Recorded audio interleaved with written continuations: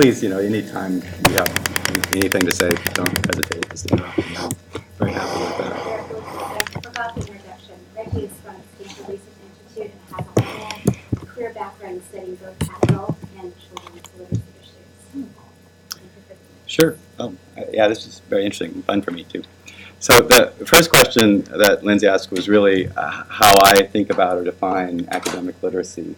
And that's an interesting question for me because I really don't really use the term academic literacy too much, but I think it's probably a very useful shorthand for a lot of things that I do think about a lot and do work on a lot. So I wanted to first kind of break that down, unpackage, I guess, a little bit the term academic literacy. As I've already said here today, I think it's important, to think about the components. What do we really mean by academic literacy? Well, there are at least 4 different things that are kind of packaged into that term. First one is academic English. So that's the oral language proficiency that you need to succeed in school and in life. That's, listening and speaking skills for the most part. The second is reading ability. You could say academic reading, I suppose. So those are the literacy skills you need. The third is writing, which is a very important part of literacy as well. So there's an academic writing ability that needs to be developed. And then the fourth is academic content knowledge.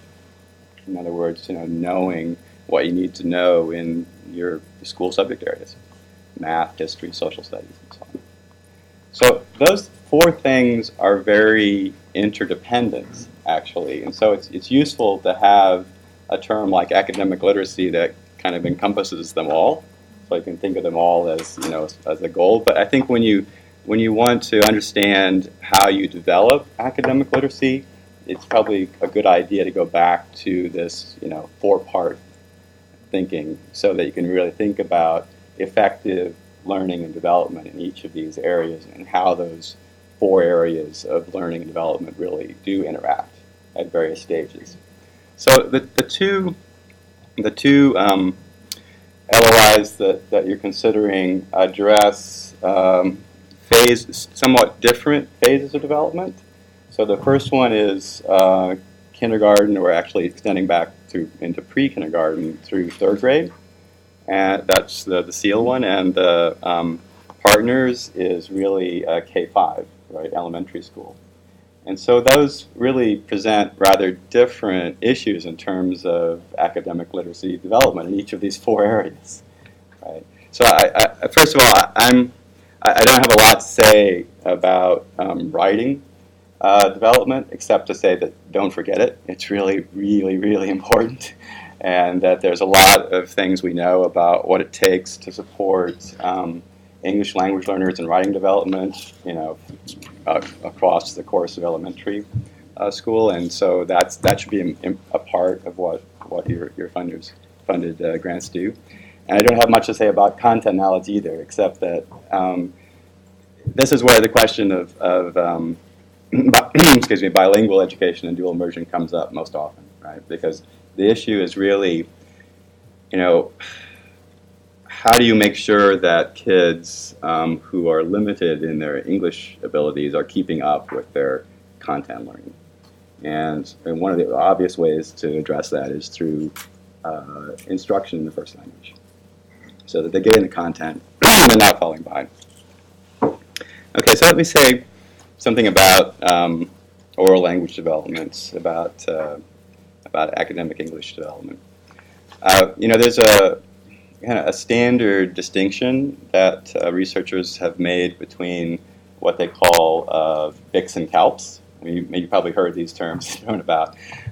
So the distinction is really the kind of BICS is your basic interpersonal communication skill.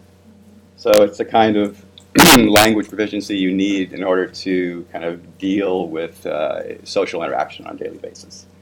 And CALPS is the cognitive academic language proficiency. It's the kind of oral language you need to be successful in a school setting, in an academic setting, and then later on in a work setting as well. So that these two kinds of oral language skills are rather different. And as it turns out, a lot of kids come into school with pretty good interpersonal language skills. So they're sort of everyday English, maybe not so bad, at least it's functional, but have really low levels of academic language development. So that's something to be concerned of, and something that's often missed. I mean, one of the keys to really making sure that kids are going to be ready to succeed in school is vocabulary development. And there's been a lot of interest, research, emphasis lately on vocabulary development from birth up through school.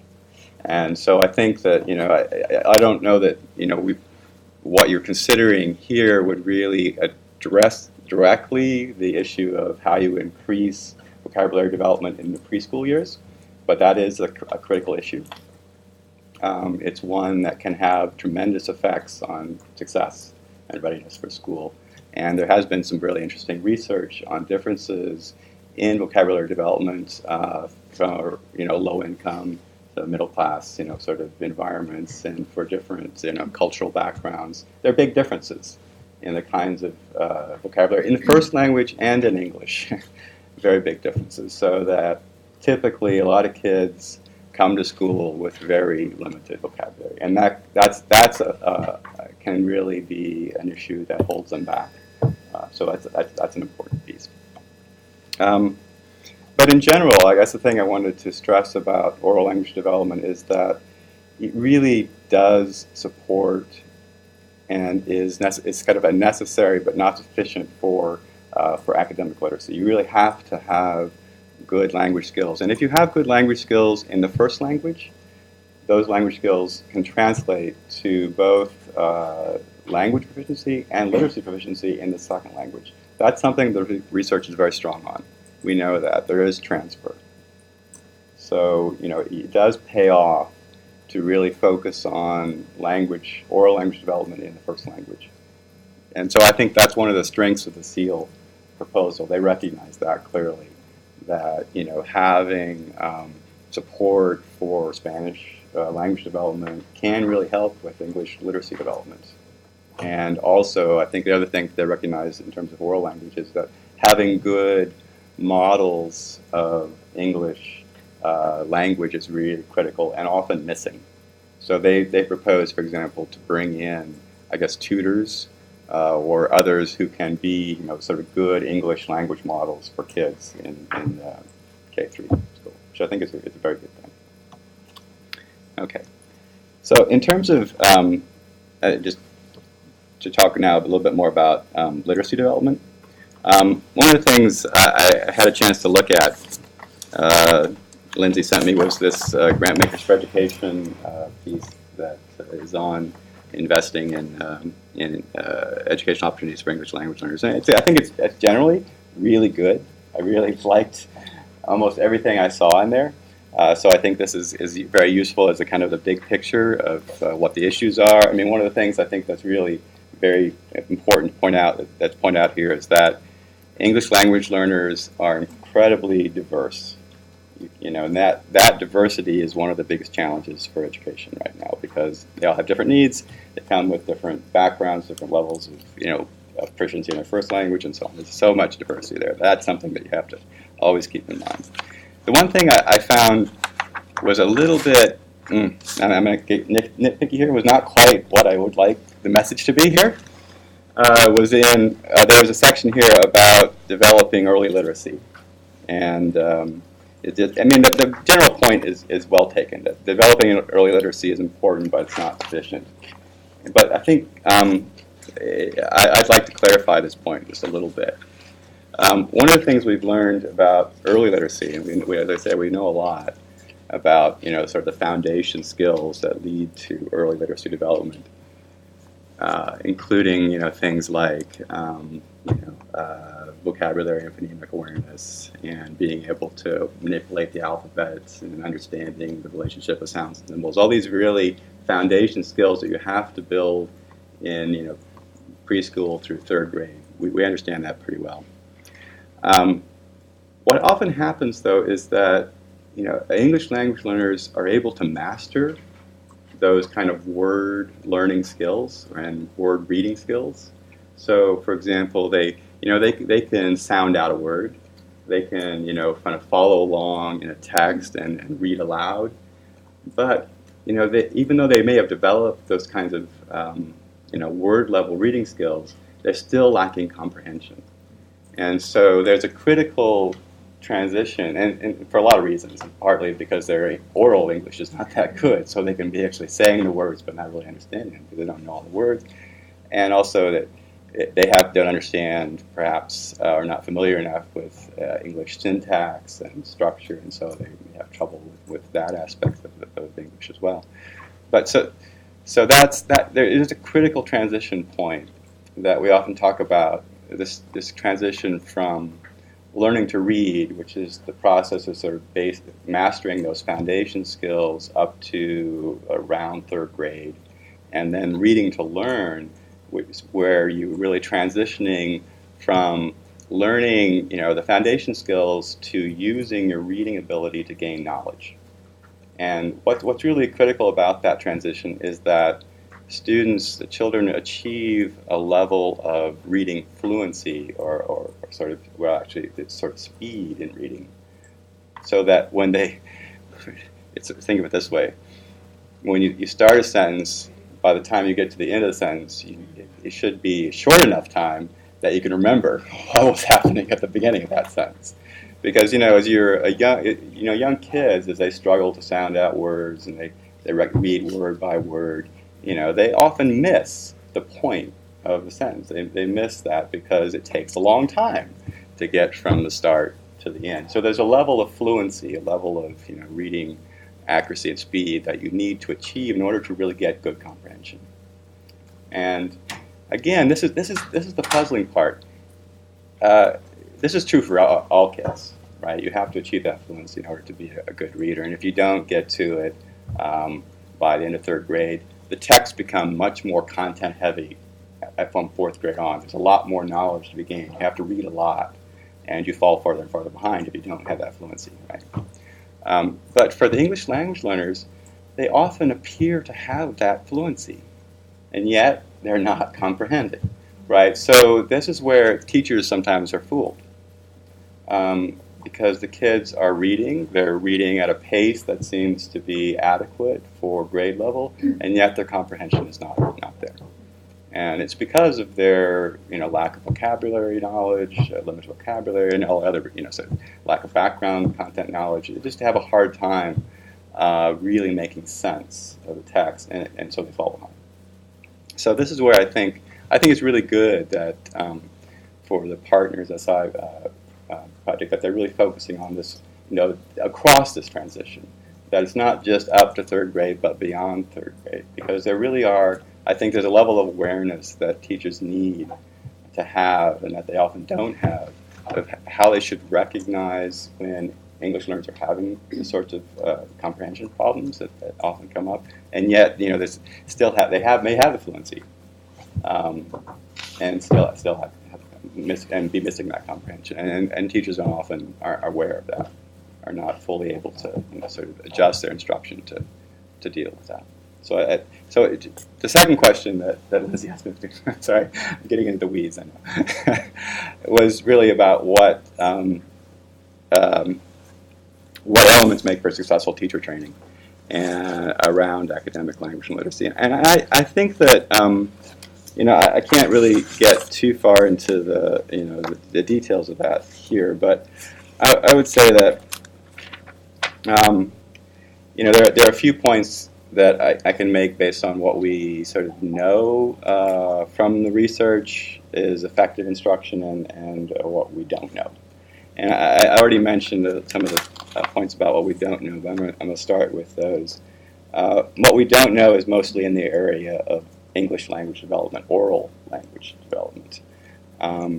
It's really, the research doesn't give us that, kind of very clear specific guidance about the structure for English oral language instruction that is most effective. And it's partly because there's that great diversity of English language learners out there. And so what works for one type of English learner may not work for others, and we just haven't really sorted it all out in terms of, what's the most effective method overall. We do know that oral English language development can be taught effectively in the areas of vocabulary. That's something that kids do attend if they're explicitly taught vocabulary. That works. They gain vocabulary. And in listening comprehension.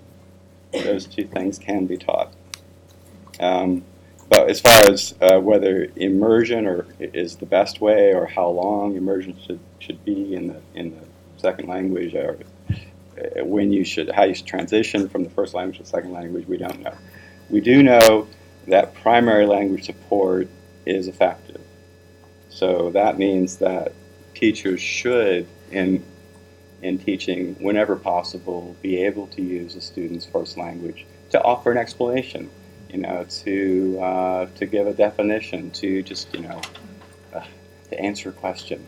It can be very simple, and there are ways I think that you can structure primary language support materials. I've seen this done actually in Allen Rock for teachers, for example, who are not Spanish speakers, but are given a pronunciation guide with simple definitions for vocabulary development, can actually point out cognates. This is for older students, not for upper elementary, not for middle. But there are ways you can do that. So I think that's an important piece that should be looked for. If there should be primary language support. And we do know too, in terms of oral language development, that explicit direct instruction is effective. So, in other words, I think there's I'm not sure I see this in either of the two proposals, and particularly in the SEALS proposal, it seemed that they talk about sort of enriched curriculum and exposure, but not really so much about explicit instruction in oral English. In other words, really, focusing on, learning vocabulary and learning syntax in a very direct and explicit way. I think that's something that I think the research is pretty clear that the direct, explicit method is effective and should be incorporated. It's not just exposure; it needs to be direct instruction. Okay. So, what about in terms of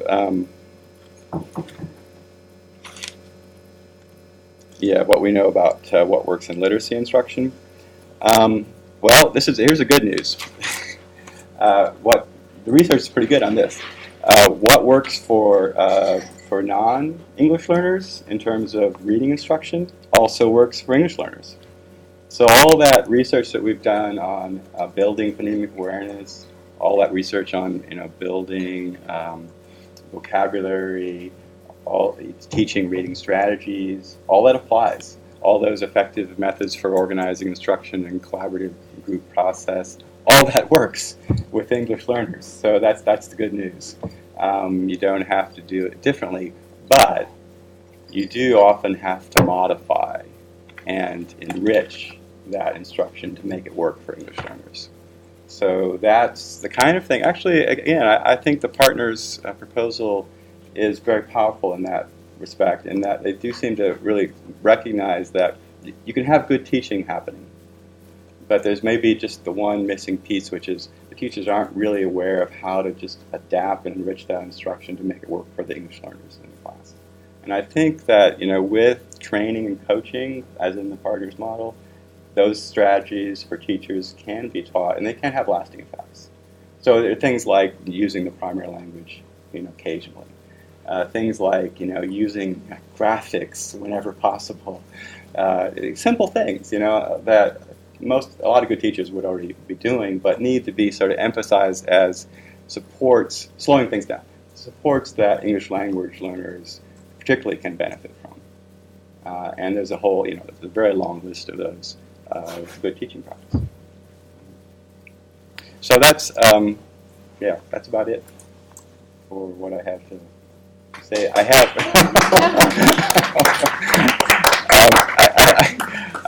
I have actually another recommendation, which is a short article that one of the people I work with a lot, Claude Goldenberg, who's a professor here at Stanford, he wrote a piece not long ago called Teaching English Language Learners, which summarizes a lot of just the points that I've been saying, of course, in a more coherent way, and more detail with references.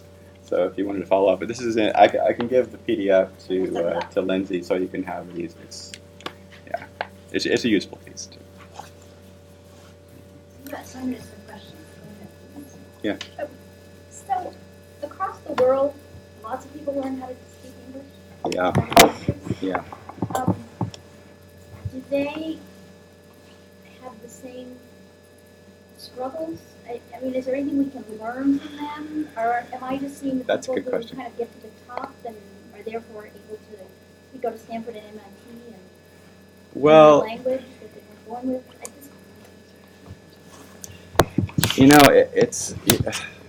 I think there are a couple of things going on there. I've taught English overseas, so I know you're right.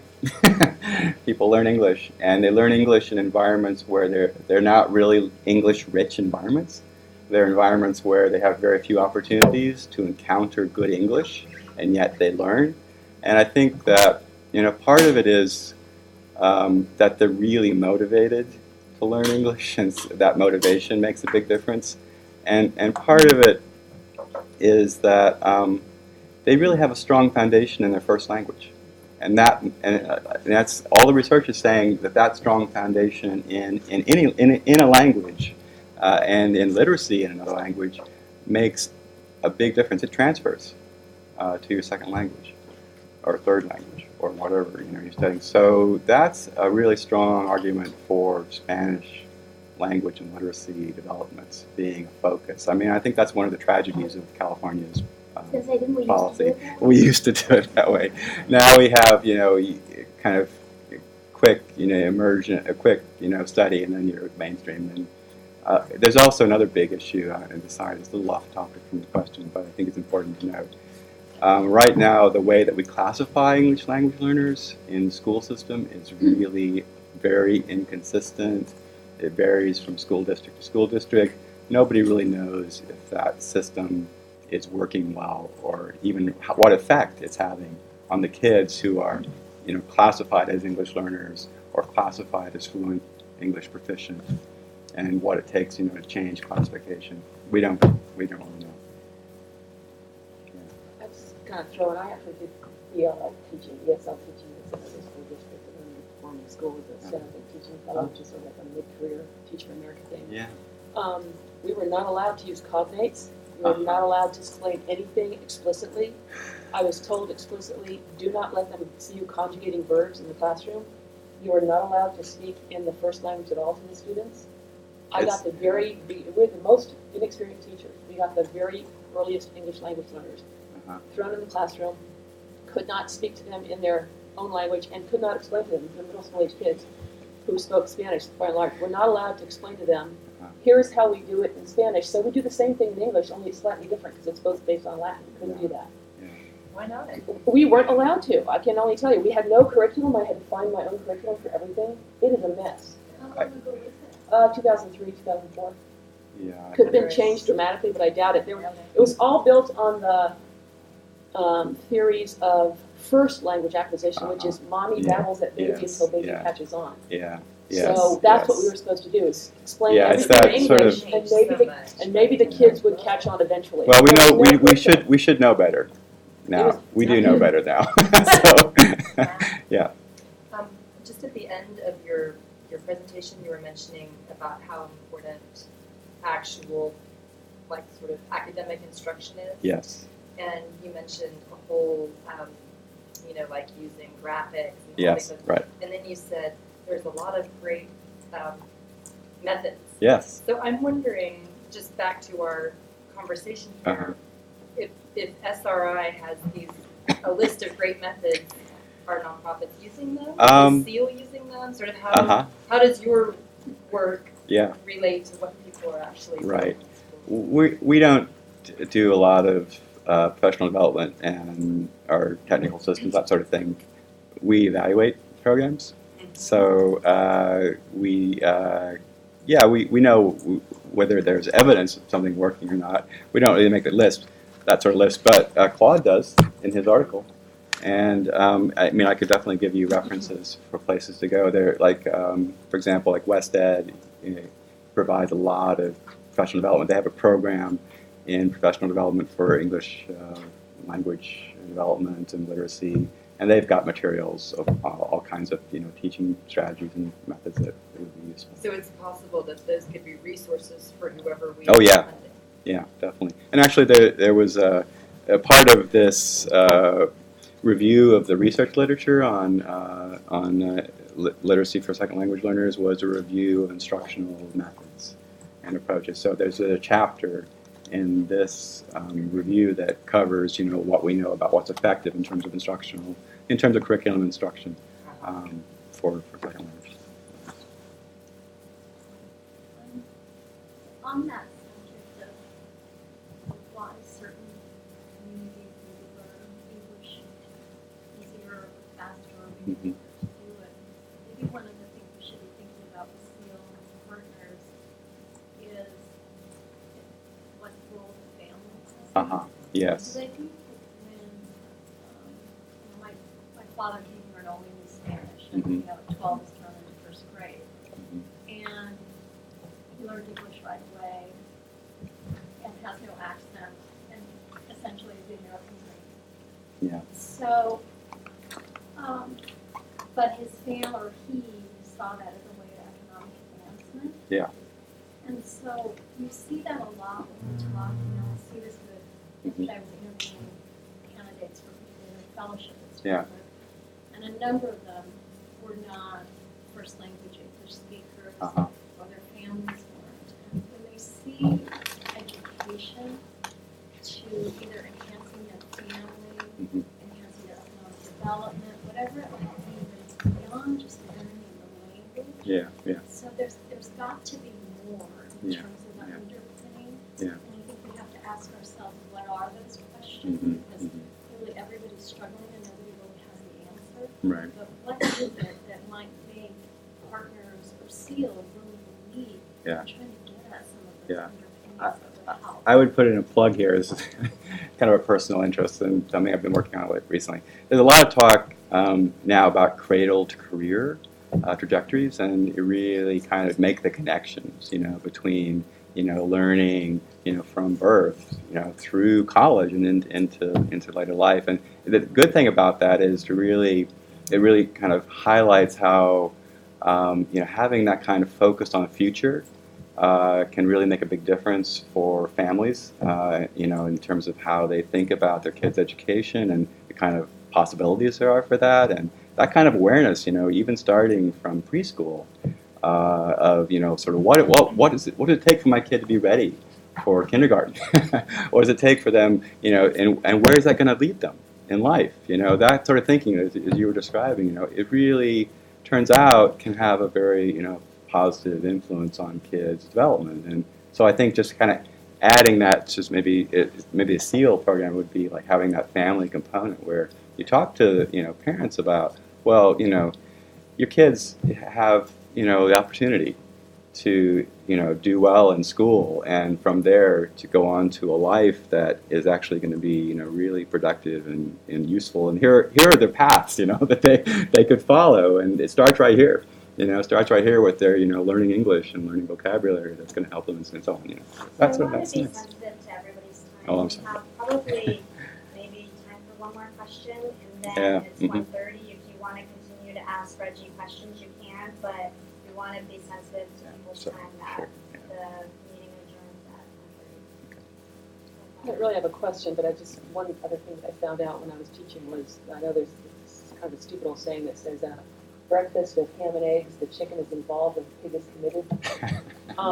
When I talked to the kids there, these are the middle school age kids, but a lot of them that were Spanish speakers did not particularly feel like having to learn a second language, and they were right, because a lot of their parents had told the kids, we are here long enough to make enough money to buy a house back in Mexico, and then we're leaving. That doesn't give a kid a lot of incentive to redo everything he's already done in Spanish in a second language if he's only going to be here for a year. And that was true for a lot of the population. So if kids are going to stay here. Yeah, but even they still need. I would no, say. I'm not arguing whether it's right yeah. or not. That from the kids' perspective. Yeah. But it made perfect even sense. having the opportunity to really acquire good proficiency in Spanish would be nice. That would be good. And their families can get along completely, or 98% Yes, right. Right. I'm in both our meetings, so please feel welcome to stay and ask questions afterwards. And I did want to ask our site visit leader